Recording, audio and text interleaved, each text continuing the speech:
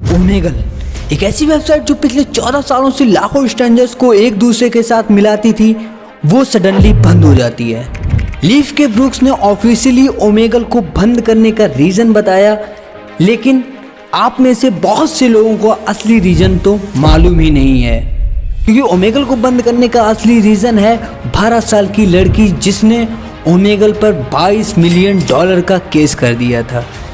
Video को शुरू करने से पहले मैं जितनी भी इंफॉर्मेशन के बारे में बात करने वाला हूँ वो किसी भी इलीगल एक्टिविटी को इनकरेज नहीं करती है।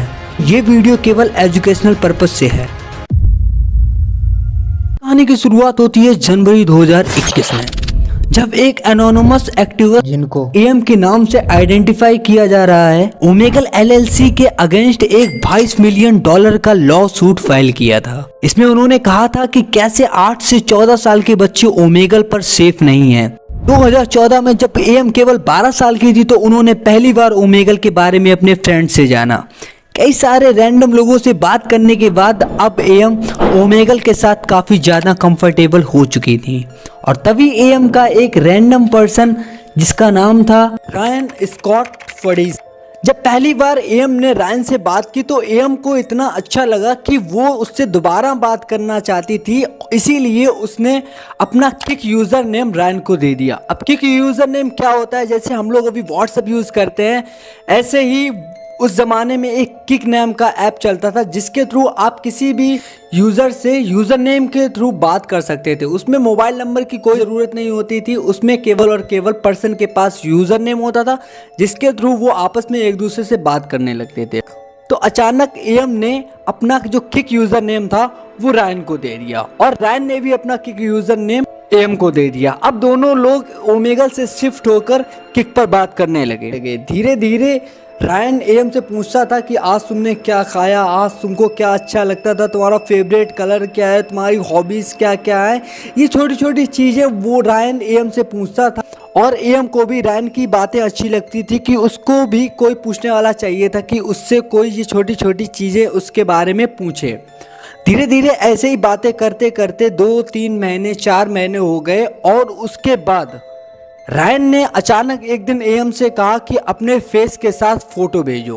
कहीं खाना अगर खा रही है एम तो खाने के साथ अपने फेस की फ़ोटो भेजे, अगर कहीं घूमने जा रही है तो उस जगह के साथ अपने फेस की फ़ोटो भेजे। मेनली रीज़न क्या था रायन का कि एम का उन फोटोज़ में फेस आना चाहिए था। सो एम रायन को डेली अपनी एक फ़ोटो सेंड करती थी, और ये सिलसिला कई दिनों तक चलता रहा।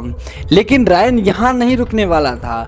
रायन ने अचानक एक दिन एक और शर्त रखी कि वो अपनी वीडियोस भी सेंड करे अपने फ्रेंड्स के थ्रू। अब वो वीडियोस कैसी हो सकती थी, वो उन वीडियोस में एम से कहता था कि वो मुझे न्यूड वीडियोस भेजे। लेकिन 12 साल की बच्ची, आप अंदाज़ा लगा सकते हो कि 12 साल की एम अब क्या कर सकती थी। वो सबसे पहले एम रायन से बात करती थी, उसको अच्छा लगता था। कुछ सालों के बाद एम उसको फ़ोटो भेजने लगी, लेकिन एम को ये पता नहीं था कि ये रायन उससे आखिरकार क्या करवाना चाहता था, क्योंकि 12 साल की बच्ची थी, उसको कुछ समझ नहीं आ रहा था कि वो क्या कर रही है। और जब एम फ़ोटो देने से मना कर देती थी तो रायन उसको धमकाता था कि जो भी तुम्हारी फ़ोटोज़ मेरे पास है मैं उनको या तो सोशल साइट्स पर अपलोड कर दूंगा, या तुमको मार दूंगा, या तुम्हारे पेरेंट्स को मार दूंगा। ऐसी ऐसी धमकियां देता 1 या 2 साल बाद रायन एम को, जिसकी वजह से जो 12 साल की एम थी उसको ऐसा लगता था कि उसकी ज़िंदगी जो है वो बर्बाद हो चुकी है, क्योंकि वो ऐसी फ़ोटोज़ रायन को भेजना तो नहीं चाहती थी, लेकिन एम भी मजबूर थी, क्योंकि रायन उससे पॉसिबली करके उससे लड़ झगड़ कर ये कहता था कि मैं तुमसे बात नहीं करूंगा, और जितनी भी तुम्हारी फ़ोटोज़ हैं, जो भी तुमने अभी तक मेरे को फ़ोटोज़ भेजी हैं, वो मैं वेबसाइट पर अपलोड कर दूंगा, सोशल साइट्स पर अपलोड कर दूंगा, या तुम्हारे पेरेंट्स को दिखा दूंगा कि तुमने मेरे को कैसी कैसी फ़ोटोज़ भेजी हैं। जिसकी वजह से एम डर की वजह से अब रायन को न्यूड वीडियोस और फोटोज़ भी सेंड करती रही। ये सिलसिला लगातार 3 सालों तक चलता रहा, लेकिन अब एम ऐसी हो चुकी थी कि उसको जीना नहीं था। वो चाहती थी कि मैं एक्सीडेंट में मर जाऊं, मुझे ये सब रायन को ना भेजना पड़े। जनवरी 2018 को जर्मनी की पुलिस एक व्यक्ति को गिरफ्तार करती है on the charges of circulating illegal pornography material on internet. और ये आदमी कोई और नहीं बल्कि खुद रायन स्कॉट फडीस था। रायन 15 साल से छोटे बच्चों की फोटोज और वीडियो डार्क वेब पर सेल करता था।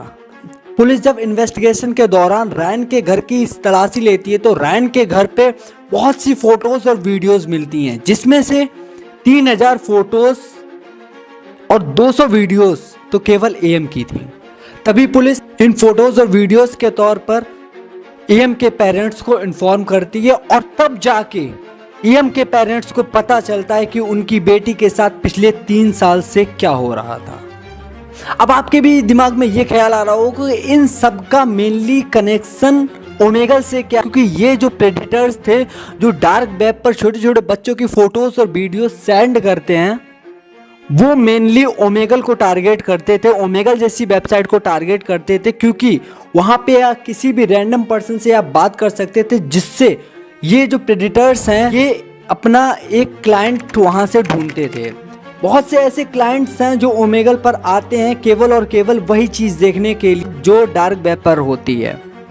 और छोटे छोटे बच्चे आपने देखे होंगे 18 साल से, ओमेगल खुद कहता है कि 18 साल से अगर आपकी एज कम है तो आप ओमेगल पर नहीं आ सकते। और छोटे छोटे बच्चों को टारगेट करते थे जिनकी उम्र केवल और केवल 12 साल, 13 साल, 14 साल या 15 साल तक होती थी। उन छोटे छोटे बच्चों को ये जो प्रेडेटर्स हैं वो ओमेगल पर उनकी वीडियोस रिकॉर्ड करके जो भी सेलर होता था उस तक पहुंचाते थे, उसके थ्रू ये बात करते थे और डार्क वेब पर इन छोटे छोटे बच्चों की फोटोज और वीडियोस सेल की जाती।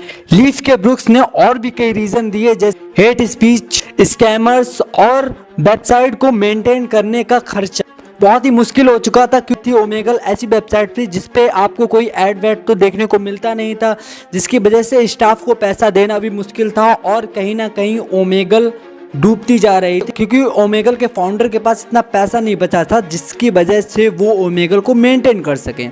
इसीलिए ओमेगल को बंद कर दिया गया।